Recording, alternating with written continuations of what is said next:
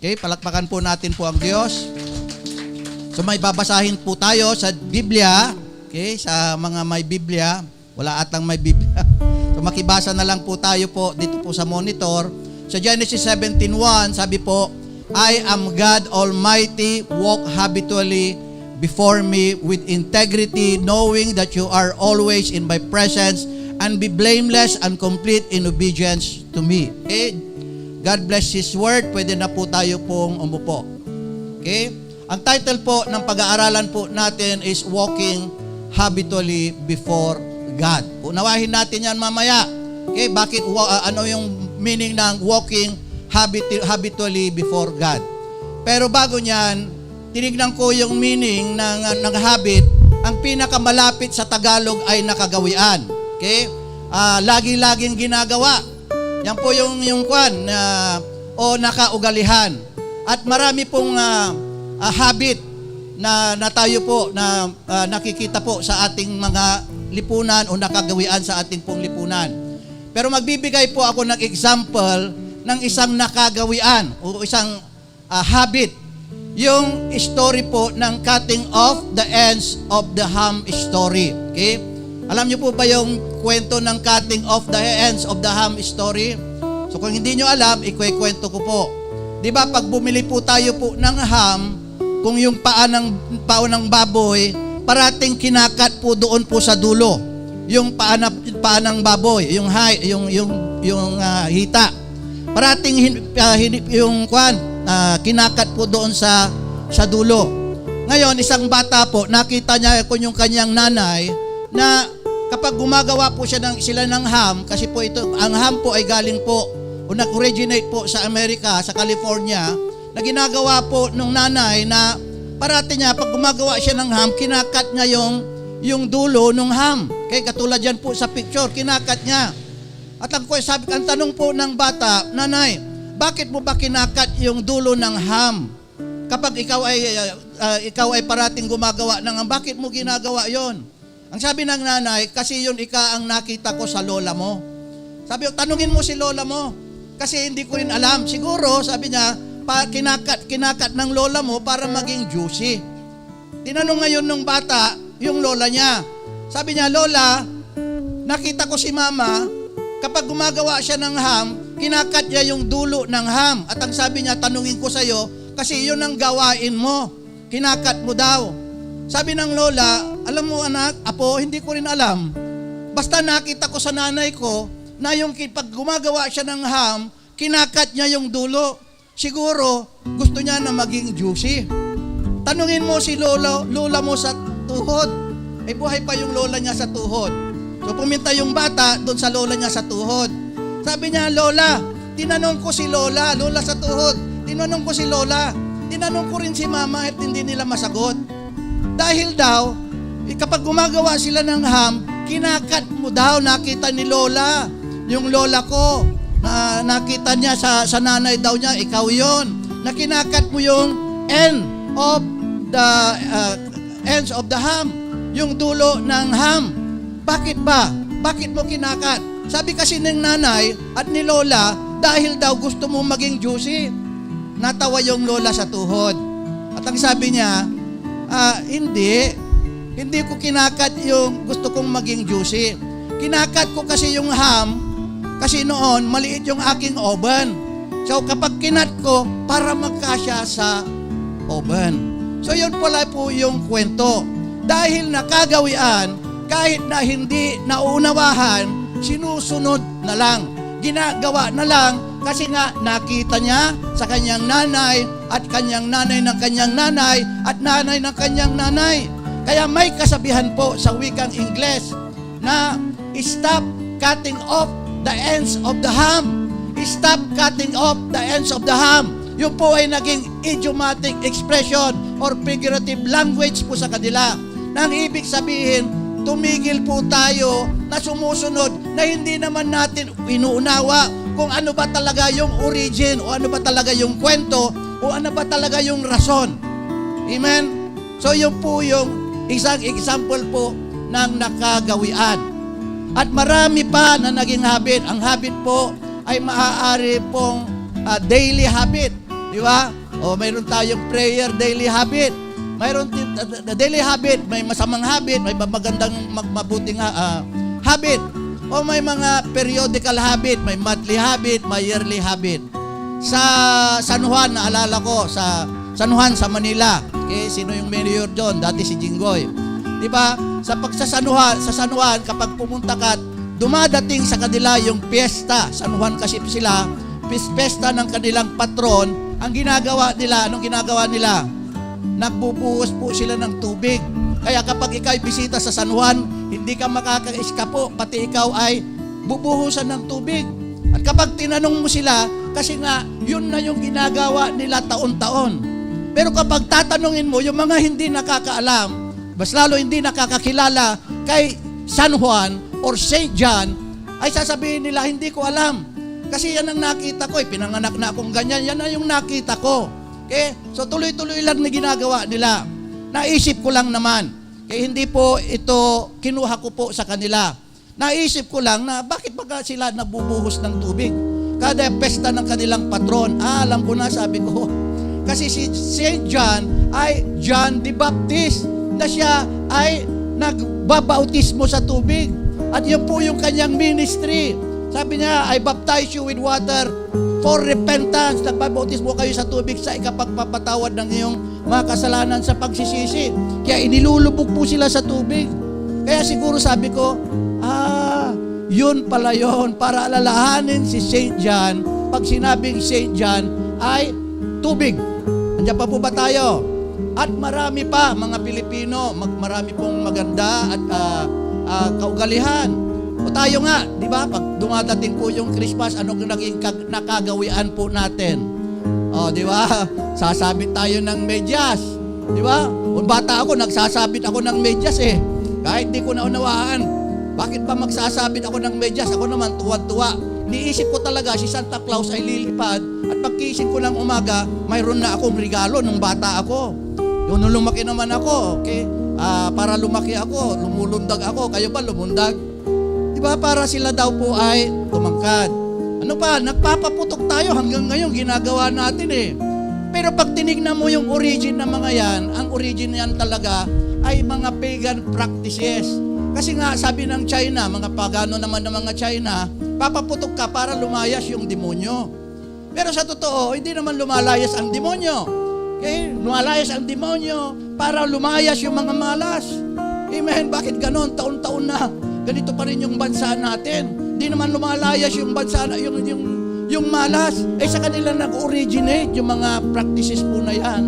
Amen? At marami pang mga practices. At kapag sinabi pong habit, ito'y napakahirap po talaga po i-break.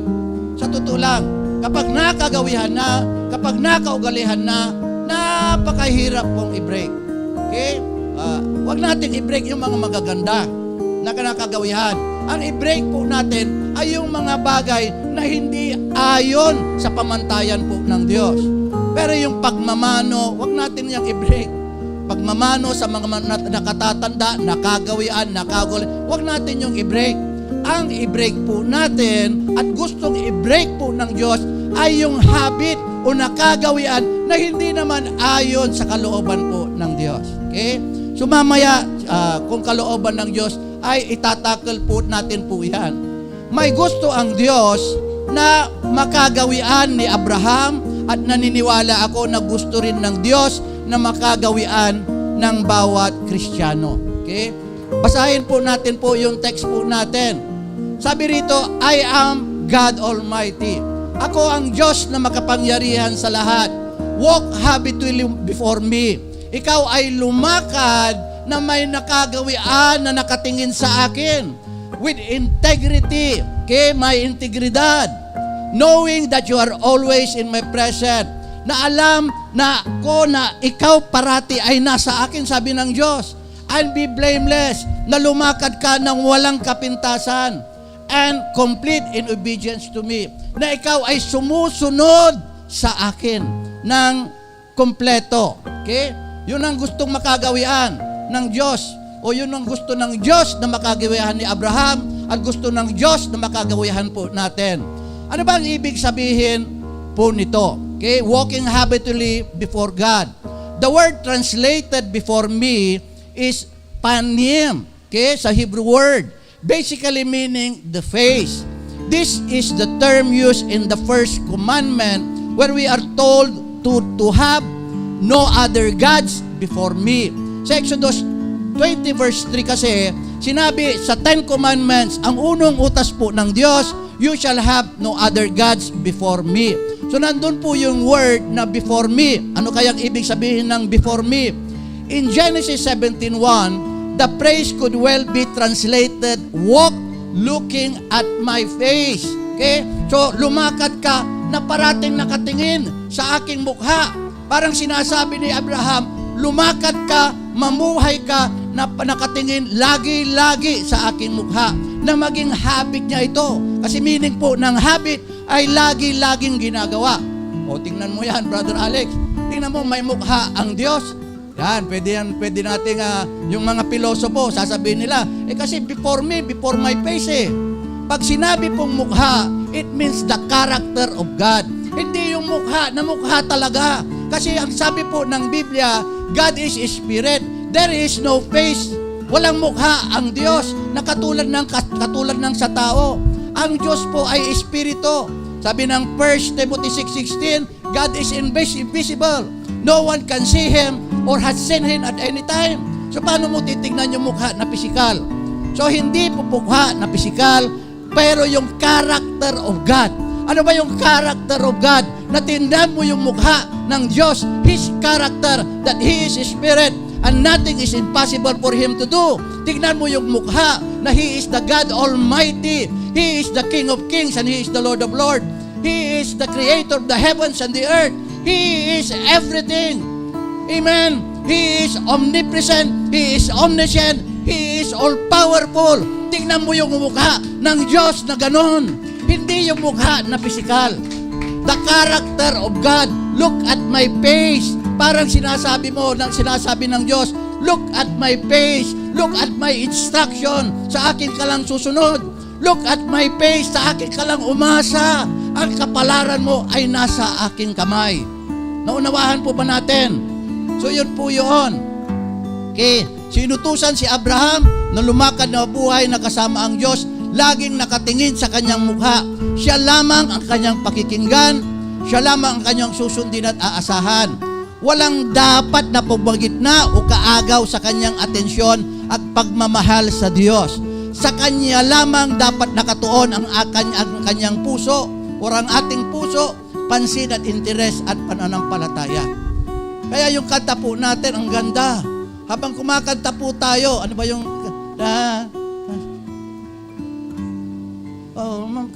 pati yung solim kanina. Sabi ko, tama-tama yung kanta. My eyes set on you, O Lord. Ang aking puso ay nakaset sa iyo lamang. Hindi sa tao, kayo sa inyo lamang. Andiyan po ba tayo? Okay? So bakit ganon? Alamin natin. Okay? Bakit gusto ng Diyos ng ganon? Isipin mo na lamang, naglalakad kayo ng kaibigan mo at masaya kang nagkwekwento ng nangyari sa iyo sa loob ng ilang taon hindi kayo nagkita. Pero ang kaibigan mo ay wala ang mukha o atensyon sa iyo sa kwento mo. Anong mararamdaman mo? Di ba? Nagkwekwento yun. Matagal kayong di nakita ng kaibigan mo. Tapos nagkwekwento siya, masayang-masaya sa... Ikaw mismo, masayang-masaya kang nagkwekwento sa kaibigan mo. Ay yung kaibigan mo, nagsiselfone. O kaya naman yung kaibigan mo, natutulog. Making habit po natin po ito. Our heart set on our Lord Jesus Christ. Our attention is set on Him. Ang ating puso, makinig po tayo po sa Kanya. Amen? Di ba kinukut ko lang naman yung mga Bible po rito. Ini-expound ko lang para maunawahan po natin. So ano pa pong example? O naglalakad kayong magkasintahan, pero ang mata ng partner mo ay nakatingin naman sa iba at hindi sa iyo. Anong mararamdaman mo? Di ba? Katulad ng picture na yan. Di ba? Kasama mo na, sabi mo sa partner mo, mahal na mahal kita. Pero yung nakatingin naman dun sa kabila, sasabihin mo sa Diyos, Lord, lumalakad ako na kasama ka. Mahal na mahal kita, pero yung mukha mo nakatingin dun sa iba. Nakuha nyo? Naunawahan po ba natin? Kaya ang gusto ng Diyos, kung nandito si Lord, yung character of God, huwag natin alisin ang ating paningin sa Kanya. Hindi tayo tumitingin dun sa iba. Hindi tayo naa-attract sa iba. Naa-attract lang tayo kay Jesus Christ. Praise be to your name, O God. Hallelujah. Amos 3:3, makalalakad baga ang dalawa na magkasama liban na sila'y magkasundo. Kapag hindi kayo magkasundo, hindi kayo magkakasabay ng paglakad. Kapag hindi kayo magkasundo ng Diyos, iba ang nilalaman ng puso mo, iba ang interest mo, iba ang mahal mo, hingit pa sa Diyos, hindi kayo makakalakad ng sabay ng Diyos. Kasi hindi kayo magkakatugma, hindi kayo magkakasundo. Magkakasundo lamang po tayo kapag magkakaroon po tayo ng kaisipan ni Kristo. Amen? Na siya, bagamat siya ay Diyos, siya ay hindi niya inalintulad na maging Diyos o maging kapantay po ng Diyos. Ngunit hinubad niya yung kapagka-Diyos, nag-anyo po siyang alipin at sumunod hanggang sa kamatayan. Yan po yung sabi po ng Biblia. Jesus Christ is the example of us people to walk like Him. Andiyan pa po ba tayo? Example po natin siya kung paano lumakad na kasama po ang Diyos. Amen? Ano pa? Terrible consequences may happen when we walk with God but not looking at His face. Ano yung face? Character of God. Okay? So mayroong mga bagay na hindi magaganda na mangyayari daw po sa atin kapag tayo'y lumalakad kasama ang Diyos, ngunit hindi naman nakatingin sa Kanyang mukha.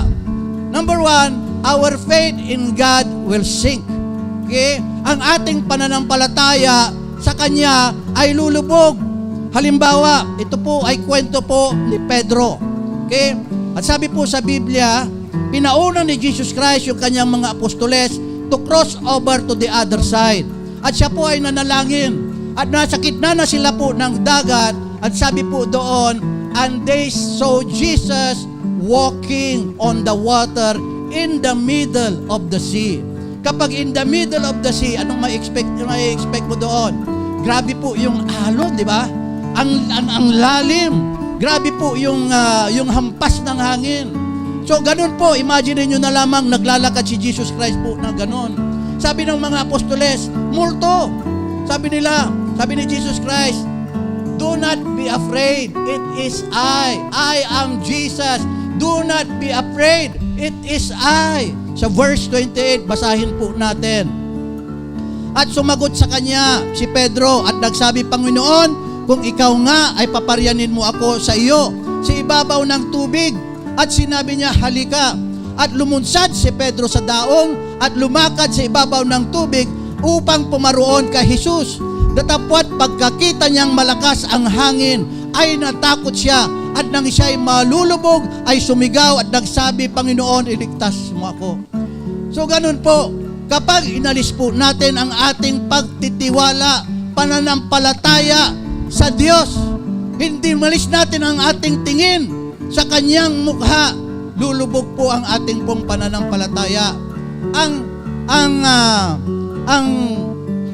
malakas na hangin po rito ay types ng pampadistract sa ating pong atensyon.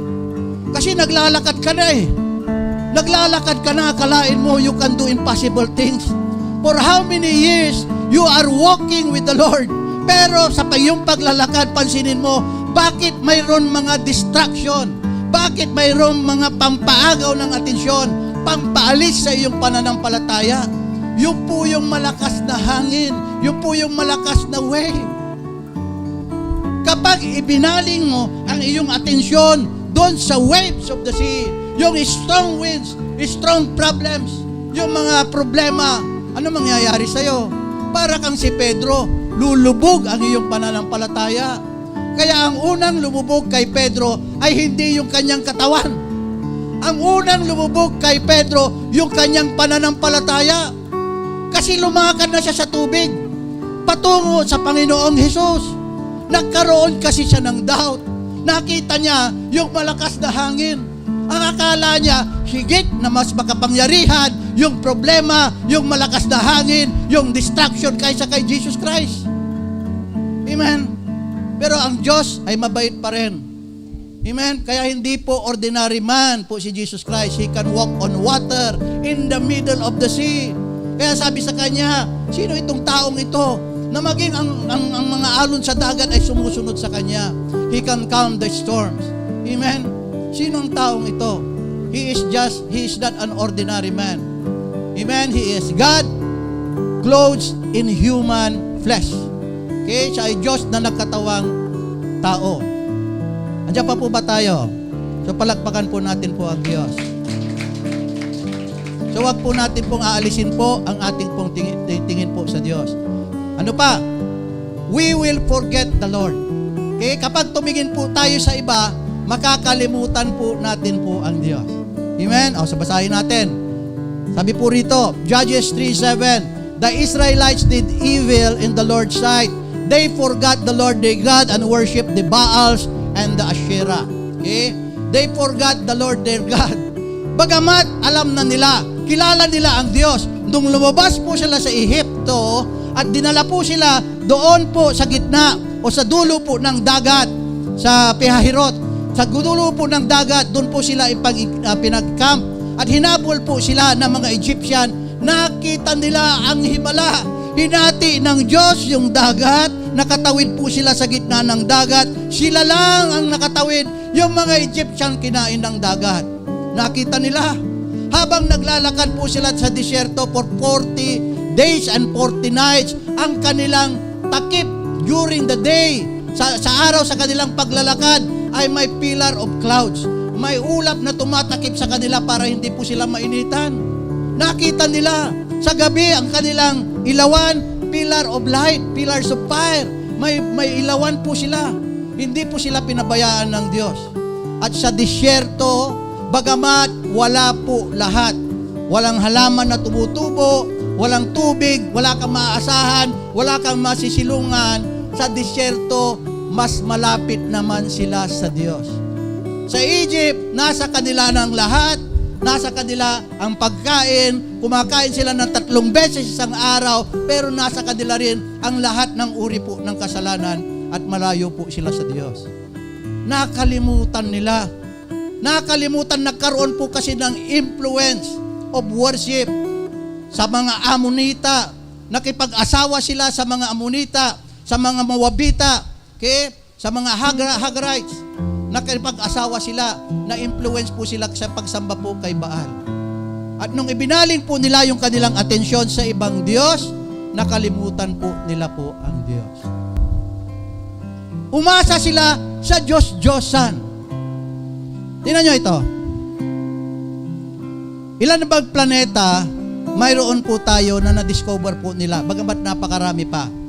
Sabi nila, 9 planets, di ba? Ang mundo po natin, the earth, sabi po ng Biblia, at sabi ng siyensya, bago pa man sabihin po ng siyensya, sinabi na ng Biblia, the earth hang on space. Ang mundo ay nakahang sa kalawakan. Bakit hindi tayo nahuhulog? Kasi nga, ang Diyos na napakalaki, hawak ang mundo po natin. Ulitin ko, ang Diyos na napakalaki, hawak ang buong mundo po natin. Ngayon, ang tao, nakakalungkot isipin, dahil sa nakagawian, at mahirap po itong break, kapag nasunog yung bahay, sila ang may hawak ng kanilang Diyos at sila ang nagliligtas po sa Diyos. Hindi po ganun po ang Diyos. Hindi po tayo may hawak sa Diyos. Siya po ang may hawak sa atin. Ang akala kasi nila, dahil kilagisnan, kaya nga sabi ko, cut the habit of cutting the ends of the ham. Tumigil na tayo sa pagsunod sa hindi naunawahan. Kailangan balikan mo kung paano nag-originate yung ating pong ginagawa. Kung ating pong ginagawa na hindi natin naunawahan. Ang akala nila kasi, Diyos kasi iyon. Sabi nga nila sa born again Christian, kasi kayo wala kayong Diyos eh. Ang pananaw kasi nila, yung Diyos ay inukit na larawan. 10 commandments written at the tablets of God. Isinulat sa tableta ng Diyos, ibinigay ng Diyos kay Moses. It is not written by man, it is written by God. How can you dispute? Paano mo rarasunan? It is God who have written it on the tablets of God. Ibinigay ka, Moses. You, number 1, you shall have no other gods before me. Number 2, you shall not make any graven images that is in heaven above, that is on the earth below, that is on the earth below, the water below. You shall not bow down to them. You shall not serve them. Hindi sinabing worship, bow down only and service only. For I am a jealous God. I will punish up to the 3rd and 4th generation. God is Spirit. Saan ba nag-originate po yan? Okay? Nag-originate yan, siyempre, noon pa. Sumasamba nga sila kay Baal, di ba? Kay Kimos, na ayaw po ng Diyos. Tapos, si Peter, naging followers of Jesus Christ po sila. Sina Apostle Paul. At si Apostle Paul, ang Rome po ay hindi po Christian country. Hindi po siya Christian country, katulad na lang ng Macedonia, ng Greece, kasi po, hindi pa sila inaabot ng salita po ng Diyos. Hindi pa naman nakakapunta doon si Apostle Paul. So, noon si Apostle Paul ay nakapunta doon, at sa Acts 17:23, napunta siya sa Greece, sa Athens. Ang sabi ni Apostle Paul, I observe that you people of Athens are very religious. For I can see that in every corner of the streets, there is an idol. Mayroon kayong mga Diyos-Diyosan. May nakita pa nga ako na isang altar na may nakasulat, to the unknown God. Okay? So, ang mga taga-Athens ay very religious. Nung pumunta po siya sa Rome, ay ganun din. Okay, yung Rome. Sumasamba po sila kay Athena, sumasamba sila kay Asherah, sumasamba po sila kay Helen. So, ang dami na ng Diyos. Nung tinignan ko, napakarami.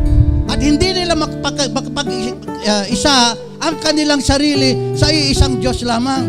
So, ang ginawa ngayon nila, kasi ang nangyari, yung unang mga emperor, pinapapatay ang mga Hudyo, pinapapatay ang mga Kristiyano, emperors of Rome. Sina Constantine, sina Nero, at saka yung isa pa, Dioclesia. Pinapapatay sila. Kaya yung Nero, narinig nyo na yan siguro, Nero. Yung pangalan ng aso ko, Nero noon eh. So pinapapatay po sila. Ay dumating ngayon yung isang Constantine, yung isang hari. Ang kanyang pangalan ay Emperor Constantine. Kaya may Constantinople. Ang Turkey noon ay Constantinian, Constantinople. So dumating ngayon si Emperor Constantine. Alam niyo yung ginawa niya? Nagkaroon daw siya ng vision na sa pamamagitan ng cross or sword, cross, nakakangker niya po yung marami pong bansa. Dati, yung Rome, yung mga emperors, galit po sila sa Kristiyana, ang Hudyo, kasi ang gusto ng mga emperor, okay lang na sumamba kayo sa iyong Diyos, pero i-include nyo kami sa iyong worship, sambahin nyo rin kami. Yung Hudyo, ayaw niyang sambahin ang tao. Sa Diyos lamang kami sasamba, sabi nila. Kaya ang dami nilang pinapatay ng mga Hudyo. Ngayon, ito na. Sabi ni Constantine, idinideclare ko na ang Rome ay maging Christian country. Maging Christian country. Habang yung ugali nila, yung practices nila, yung nakagawayan nila, ay dala-dala pa nila. Dineclare ni Constantine ang bansang Rome na maging Kristiyanong bansa. Pero hindi ganon ang pag-declare para ikaw ay maging Christian. Ang meaning ng Christian, you are a follower of Jesus Christ. Hindi pwedeng i-declare ng iba. You yourself must accept Jesus' word. Jesus Christ, Jesus Christ is accepting His message. Otherwise, you are not a Christian. You are just a Christian by name. Kasi hindi ka naman sumusunod kay Jesus Christ. So, follower of Jesus Christ po ang meaning po ng Christian. Dineclare po ni Constantine. Nagkaroon ng intermarriages. Nagkaroon po ng practices. Yung nakagulian ng mga Rome ay pinagsama po nila sa mga ugali po ng mga Kristiyano. Na sinabi ko, hindi nila mapag-isa ang kanilang sarili nila na sumamba sa Diyos lamang. Kaya ginawang Diyos o Santo si Apostle Paul, ginawang Santo si Peter, ginawang santo si San Isidro. Kaya kapag ikaw ay isang magsasaka, saan ka mananalangin? Santo ng magsasaka, si San Isidro. Kapag ikaw naman ay nangangailangan ng anak, pupunta ka doon sa, saan ba yun? Ubando, at ikaw ay magdadasal kay Santa Clara ba yun? Santa Clara. At marami pang iba. Pero sa totoo, kapag isip-isipin mo, only God can give what we need. Sabi ni Jesus Christ, whatever you ask in my name, I will give it unto you. Sabi niya, approach the throne of God with boldness. Dumiretso ka na sa Diyos. Approach the throne of God with boldness. If you are washed and cleansed by the blood of Jesus, go to God. Dumiretso ka sa Diyos. Siya Diyos mo hilingin. Kasi siya yung makapangyarihan sa lahat. So, ganun po yun. Ano pa? Number 3, iiwan o itatakwil mo ang salita ng Diyos kapalit ng pakikinig sa iba. Okay?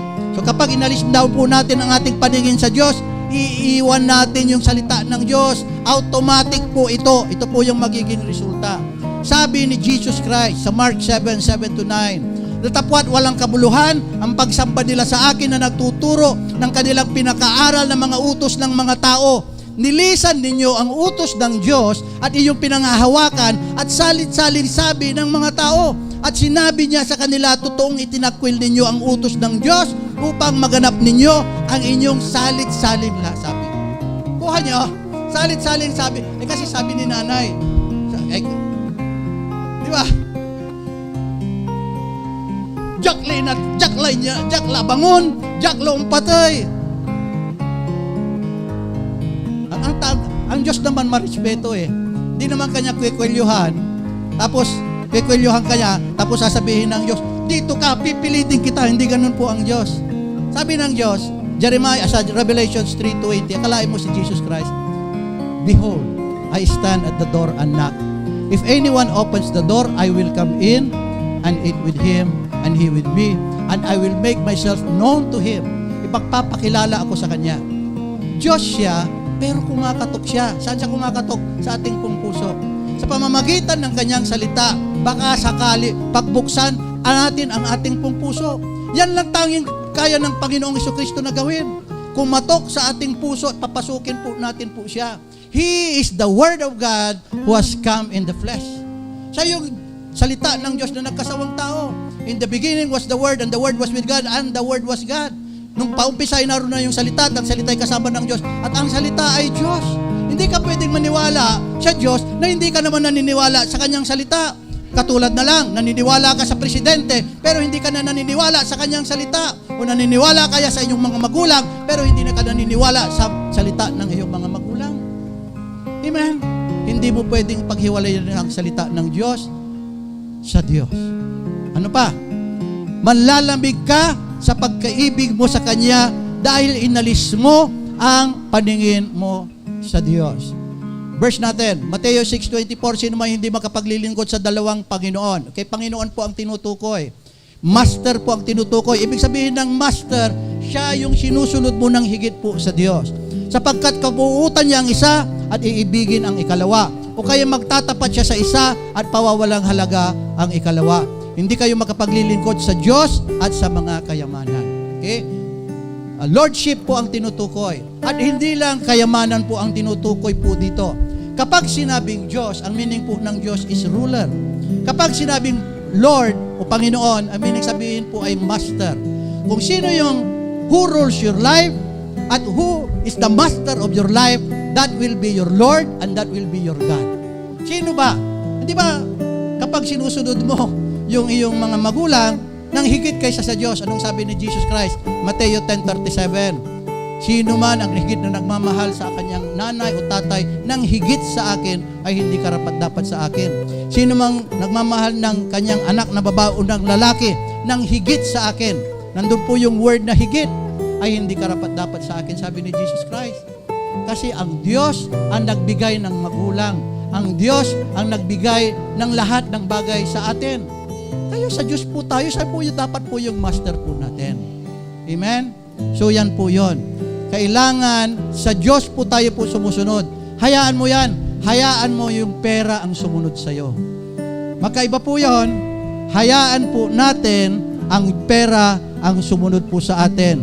While you are serving God with all your heart, mind, soul, and strength, hindi ka pababayaan ng Diyos. Sabi ni David, I was young and now I am old, but I have never seen the righteous forsaken or their children begging bread.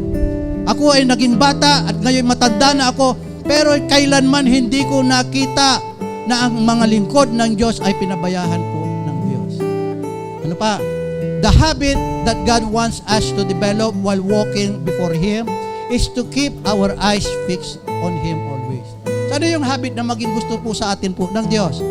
Na habang tayo po ay lumalakad o habang tayo ay namumuhay sa mundo pong ito, nakatingin tayo po sa Diyos at hindi natin inaalis yung ating pong paningin sa Kanya.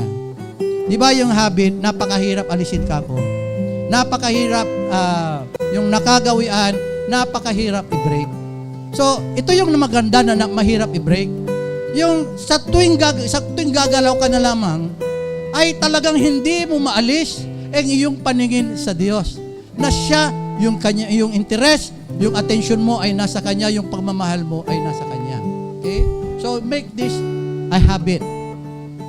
By making it a habit to read and meditate on His Word daily. Okay? Joshua 1:8. By making it a habit to rejoice in the Lord's presence always. Huwag kang malungkot. Rejoice in the Lord. Kapag may gawain sa Panginoon, rejoice. Rejoice in the Lord. Okay? Hindi ka napipilitan. Rejoice in the presence of the Lord. By making it a habit of not forsaking the assembly of our brethren for the Lord. Hebrews 10:25. Na yung buong isang linggo mo, ganun po ba kayo? Kasi ganun po ako, kahit member pa lang po ako noon, kapag hindi po ako naka-attend sa gawain, may malungkot po sa akin pong puso. Amen? Make it a habit. By making it a habit to pray daily and unceasingly to the Lord. Okay? Na kapag hindi ka nanalangin, parang kulang yung araw mo. Okay? Kung gusto mo na lumago, kung gusto mo maging mas malakas na Kristiyano, pray, pray, pray. Amen? Maging malakas. Sabi ni Jesus Christ, the spirit is willing but the flesh is weak. Pray that you will not fall into temptation. Hayaan mo na mas maging malakas yung ating pong espiritu sa pamamagitan ng pananalangin. By making it a habit to obey God at all times and walk as Jesus walked. Okay?